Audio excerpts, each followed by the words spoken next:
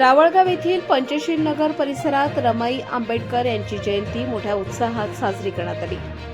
या कार्यक्रमाच्या अध्यक्षस्थानी रिपब्लिकन पार्टी ऑफ इंडियाचे नाशिक जिल्हाध्यक्ष प्रशांतदादा गरुड हे होते। यावेळी प्रमुख वक्ते प्राध्यापक डॉक्टर स्वप्नील गरुड यांनी त्यागमूर्ती रमाई आंबेडकर या विषयावर अभ्यासपूर्ण व्याख्यान दिले।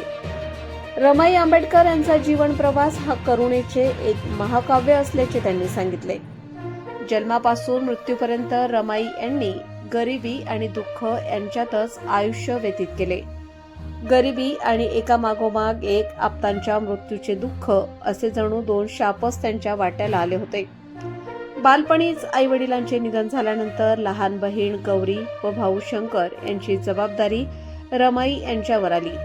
या दुःखातून सावरण्यासाठी त्यांचे मामा व काका त्यांना मुंबईला घेऊन गेले। भायखळा येथील चाळीत रमाई आपल्या आप्तमंडळीसोबत राहू लागल्या। चुलती, मामी व भावंडांनी त्यांना आपुलकीने सामावून घेतले। आईकडून मिळालेले सुसंस्कार रमाई यांच्या आयुष्यात उपयोगी पडले।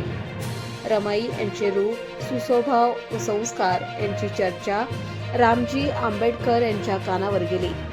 डॉक्टर भीमराव आंबेडकर यांच्यासाठी सुशील, सुसंस्कृत व समजूतदार जीवनसाथीच्या शोधात असलेल्या आंबेडकर कुटुंबाला रमाई पसंत पडल्या आणि भायखळा बाजारात बाबासाहेब व रमाई यांचा विवाह पार पडला। संसार सुखाने सुरू असतानाच 2 फेब्रुवारी 1913 रोजी रामजी आंबेडकर यांचे निधन झाले। त्यानंतर 1913 ते 1917 या काळात बाबासाहेब शिक्षणासाठी अमेरिकेला गेले। या काळात रमाई यांना राजरत्न, गंगाधर व इंदू या 3 अपत्यांच्या मृत्यूचे दुःख सहन करावे लागले। एवढे दुःख असूनही त्यांनी कधीही डॉक्टर बाबासाहेब आंबेडकर यांची साथ सोडली नाही। अवघ्या 37व्या वर्षी रमाई आंबेडकर यांचे निधन झाले।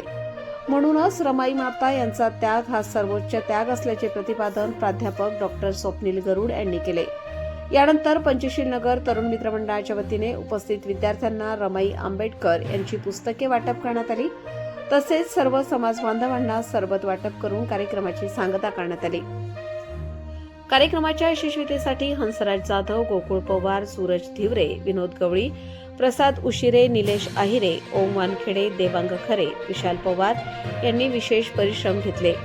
यावेळी दादाजी केदारे, जीभाऊ उशिरे, रोशन केदारे, विश्वनाथ केदारे, ज्ञानदीप आहिरे, लीलाधर आहिरे, रघुनाथ वानखेडे, बंटी आहिरे, सागर वानखेडे, शंकर पवार, राजगीर गोसावी यांच्यासह अनेक समाज बांधव मोठ्या संख्येने उपस्थित होते।